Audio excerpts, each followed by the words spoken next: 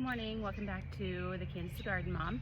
If you are in the same predicament as I am as far as finding tomato cages that are affordable, stable enough, I've been searching everywhere to try to find something that I can make multiple tomato cages out of for a decent price, and I've never had really good luck.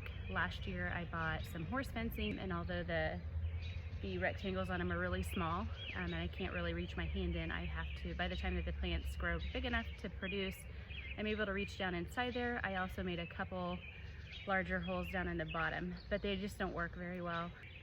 I have just been putting up with them. The actual tomato cages that you buy at the store are cheap and flimsy and small, and the tomatoes grow out of them and then knock them over, and they're just not great quality. And so I've also tried like cattle panels, but they're so thick and hard to maneuver and bend, and they're expensive. And so I found this, which is rebar mesh from Menards. It's about $7, under $7 a panel. The panels are 4x8, and I'm going to try a couple different methods to create the tomato cages. The first method I'm going to try to double up my tomatoes and do 2 to a stake. I'm going to try to not split it in half and grind it. I'm going to try to just bend it into like an infinity sign, possibly, to create 2 tomato cages. So that's what I'm going to try first. We'll see how it works. So come along, let's see how this goes.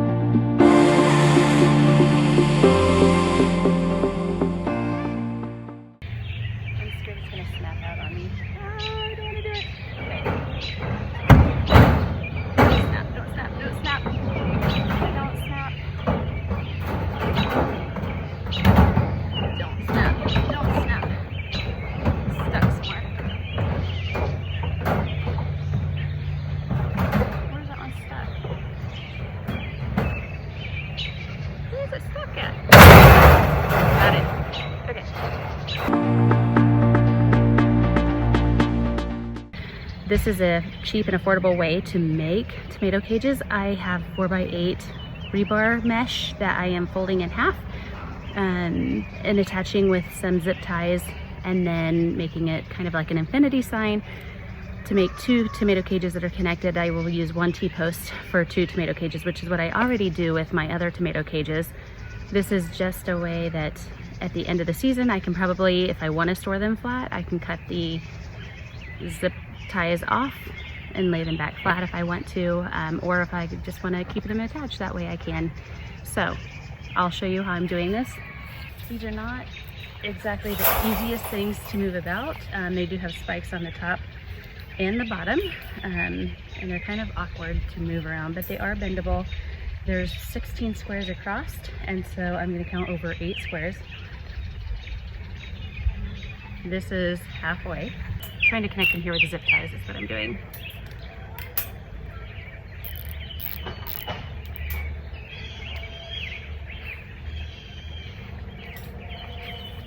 They do have spikes on top and bottom, so that is kind of a disappointment. It might be a little difficult. It does make it harder to move them, and you have to watch your eyes, obviously.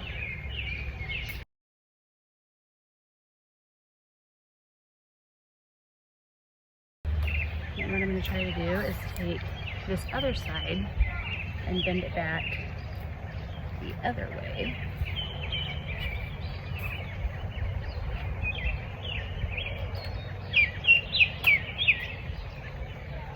And I'm going to connect through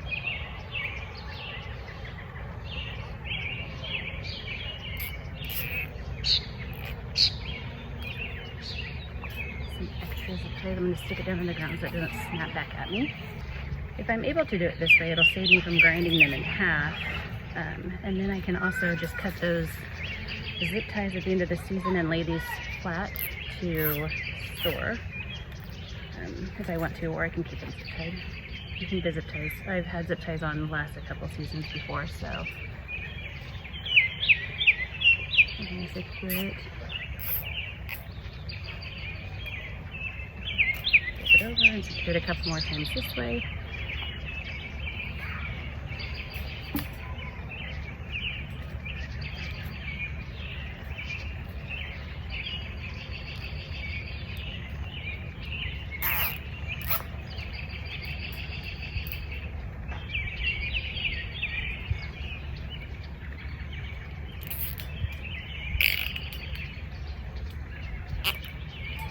And then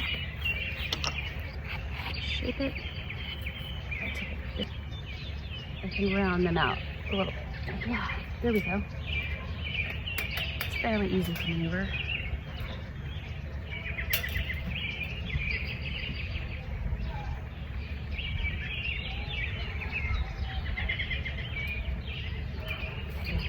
They're not super wide, but they'll do. I think that these will be nice, sturdy tomato cages, and I can fit 2 into a cage and not have to cut them in half.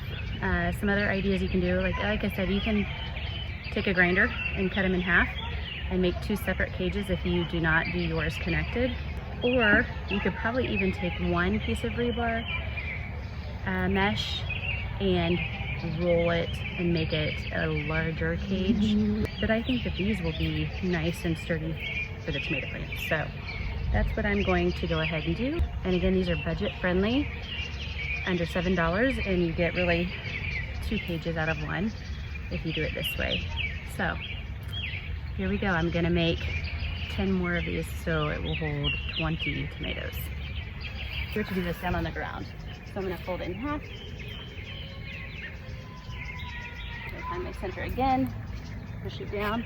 It's easier if I step on it while I use my zip tie. I'm going to connect with the zip tie right there in the middle. And then top and bottom. And then I'm going to flip it over. And I'm going to take this side and bend it back into that center and connect again with the zip ties here.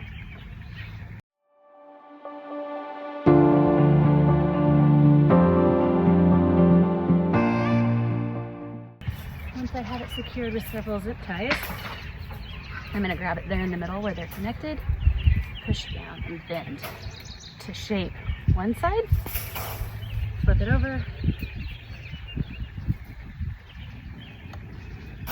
push down to bend and shape the other side.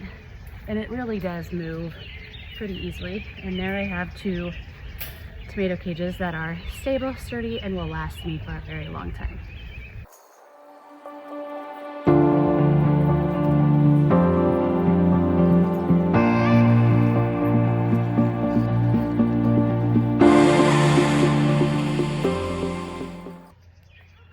This is not for the faint of heart.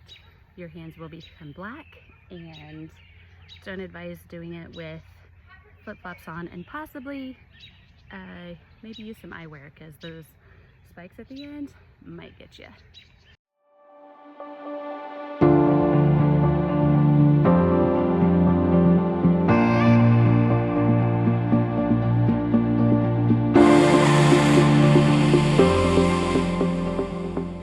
Okay, so now I have all 10 of these tomato cages made that will hold 20 tomatoes.